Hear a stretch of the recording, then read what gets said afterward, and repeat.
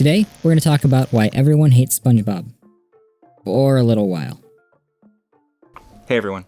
Quick preface to the video you're about to watch. So I put it together more than a year ago now. Actually put it together, just haven't published it yet. And while I still like it, I do want to do a follow-up to this video, because while I believe that my conclusions hold true, I don't know if my initial premise holds as true as I would like. Or perhaps it's more that my premise holds better for real life. The way we interact with SpongeBob on the internet has diverged from that quite a bit, and I'd like to explore that as well. So if you like this video, let me know, and I'll get started on that follow-up. Later, guys. Stay tuned. And if you want more Toonoscopy, sub, ding, and let me know down in the comments what show or movie you think I should feature next. Anyway, let's talk about SpongeBob. That weird show about a yellow sponge fry cook giggling up at the bottom of the ocean with his friends, co-workers, and grumpy neighbor. It showed up back in 1999 and has since become one of the longest-running Nicktoons to date, as well as one of the most profitable. Pretty impressive for a show that started life as a goofy educational comic about sea life, huh? But there's something that always stands out to me when you discuss SpongeBob. Someone always pipes up with something like, "Ugh, the show sucks," or "God, I hate that show so much," or "That show's for babies." And while there's no hard and fast rule about who says what, I have noticed a pattern. There seems to be an age group, or rather, a behavior group, to which the sentiment seems most common. The running thread may not exactly be age, but there is definitely a common attitude, and it might not be the one you think. So, SpongeBob hits the kids' TV scene at the tail end of the 90s. It's bright, it's colorful, and has some wacky jokes and silly quotable lines.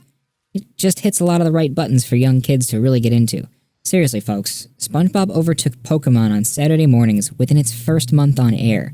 It beat out Pokemon in 1999. Everybody wants that kind of clout. And as the young audience fell deeper down the depths of the SpongeBob rabbit hole, the show left something of itself behind. It's a little creepy when I say it that way, but what I'm getting at here is that SpongeBob pretty quickly transitioned from being just a TV show to being part of its audience's lives. And I would say that's the rub. It might not seem like it right away, but the simple fact that SpongeBob was so impactful, touched so many lives so quickly, and then for so long, the fact that so many people clearly loved SpongeBob is exactly why everyone hates him.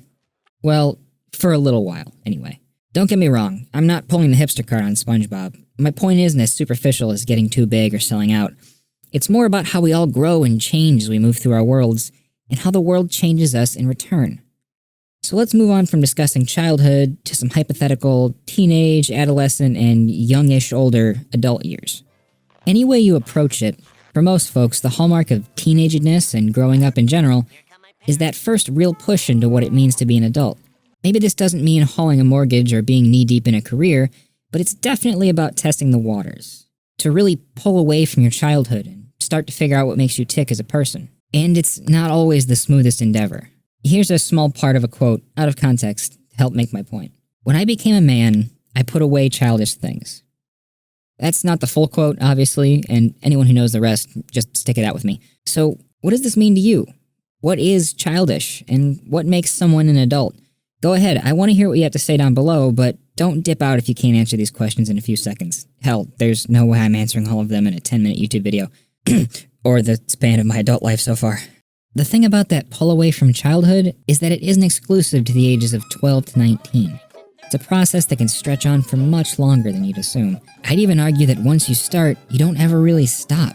You can start trying to be an adult at 13 and maybe not feel like you've made any progress until 30, 50, or dead. So, remember that age group comment I made earlier? This is it. This is where I most commonly hear that claim that SpongeBob sucks or is a dumb kid show, or is just generally annoying and immature. When people are deep into the work of leaving childhood behind. And there it is, folks. Everyone hates SpongeBob because it's a dumb show for little kids. Or is the answer really that easy? I mean, on the one hand, sure, it is. When you get older, sometimes you just outgrow things you liked as a kid. It's not a bad thing, it's just part of life, and one I think we should embrace. But at the same time, all things in moderation. So let's take a minute and unpack this. Our audience loved SpongeBob as a kid, but now that they're budding adults, they've cast the sponge by the wayside. They've thrown off the vestments of children to emerge into the wide world of grown-ups. Kinda. When we make that break from our childhood, no matter where it starts, we're not very good at it. That's another fact of life. No one's born an expert and everything takes practice. And being an adult is no different. It's almost literally impossible to meet that challenge with no mistakes, and no missteps or changed courses. Which means it's inevitable that as we move through this phase of life, we're going to try some new things. We're going to reject some old things. We're going to take time to see what fits and what doesn't. And for the most part, the decisions made are going to be in service to the goal of being an adult, of becoming capital A adult, figuring out what that means. And so to my mind, the error here isn't one of taste, so much as it is one of haste. In the rush to become those capital A adults, nearly everyone falls into the trap of believing that the best way to be that adult is to be everything that they weren't as a child. And sometimes that means discarding things that are emotionally satisfying or comfortable because of their perceived childishness. I said it's healthy to embrace the outgrowth of things from our past, things that no longer fit us as people. I also believe that we should hold on to a few things here or there that, while they may not help us grow on their own, may help us preserve something we should hope to keep alive. And this is where I think SpongeBob happens to shine. It's bright-eyed and optimistic in a way that much of our adult media isn't. Even when approaching relatively heavy issues like maintaining a career, fitting into our world, or just feeling homesick or sad, the show doesn't make things dreary. The end result is always a glossy, candy-coated version of reality.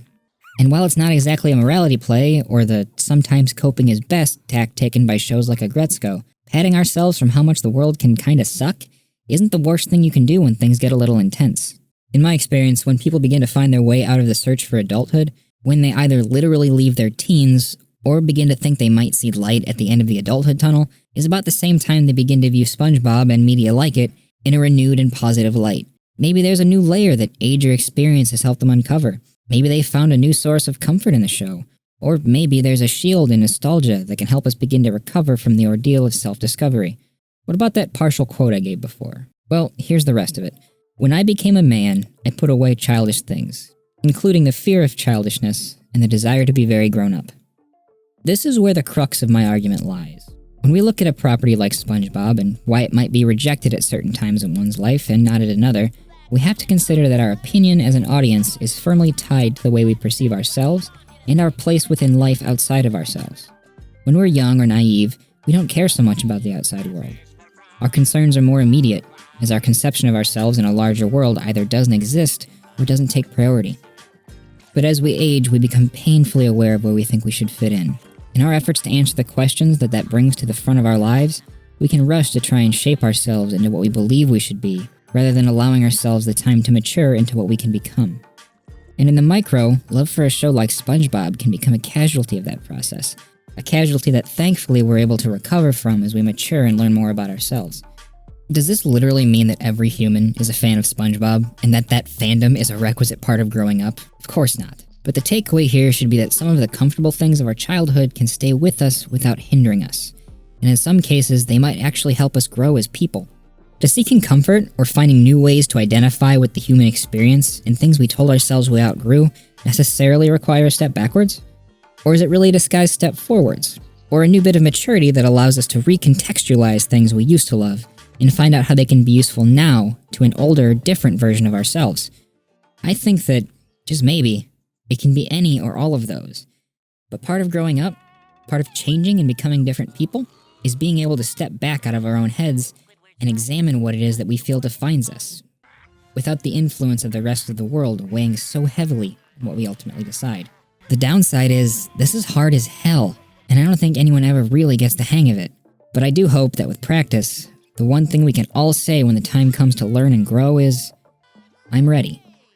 That's all folks, thanks for watching, and I'll see you next time on Toonoscopy.